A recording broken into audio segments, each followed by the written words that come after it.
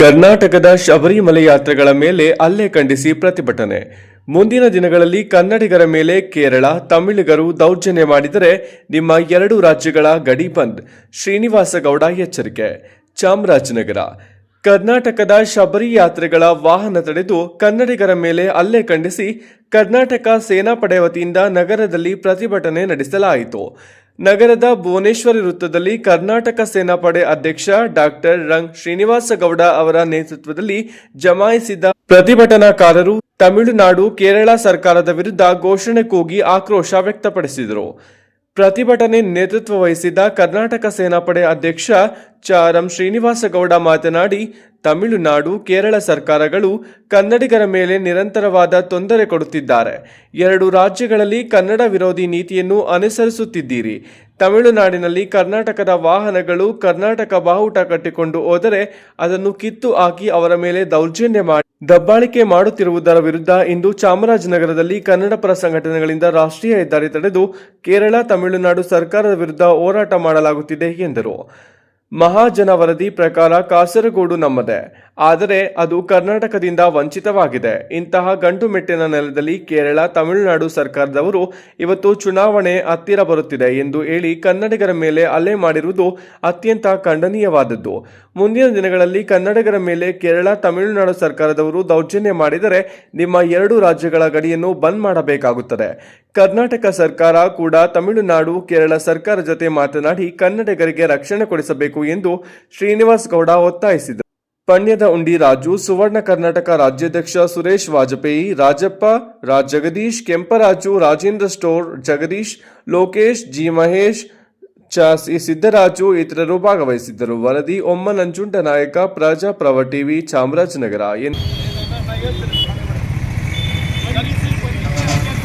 ಕನ್ನಡ ವಿರೋಧಿ ಕೇರಳ ತಮಿಳುನಾಡು ಸರ್ಕಾರಕ್ಕೆ, ಕನ್ನಡ ವಿರೋಧಿ ಕೇರಳ ತಮಿಳುನಾಡು ಸರ್ಕಾರಕ್ಕೆ, ಕನ್ನಡಿಗರ ಮೇಲೆ ಹಲ್ಲೆ ಮಾಡುವ ತಮಿಳುನಾಡು ಗೂಂಡಾಗಳಿಗೆ, ಕನ್ನಡಿಗರ ಮೇಲೆ ಹಲ್ಲೆ ಮಾಡುವ ತಮಿಳು ಗೂಂಡಾಗಳಿಗೆ ಬಂಧಿಸಿ ಬಂಧಿಸಿ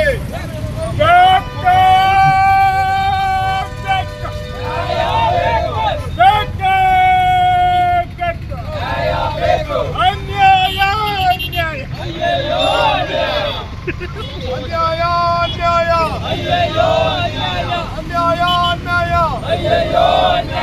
ಬಂಧಿಸಿ ಬಂಧಿಸಿ ಬಂಧಿಸಿ ಬಂಧಿಸಿ ತಮಿಳುನಾಡು ಸರ್ಕಾರಕ್ಕೆ, ತಮಿಳುನಾಡು ಸರ್ಕಾರಕ್ಕೆ, ಮಾನಗೆಟ್ಟ ತಮಿಳುನಾಡು ಸರ್ಕಾರಕ್ಕೆ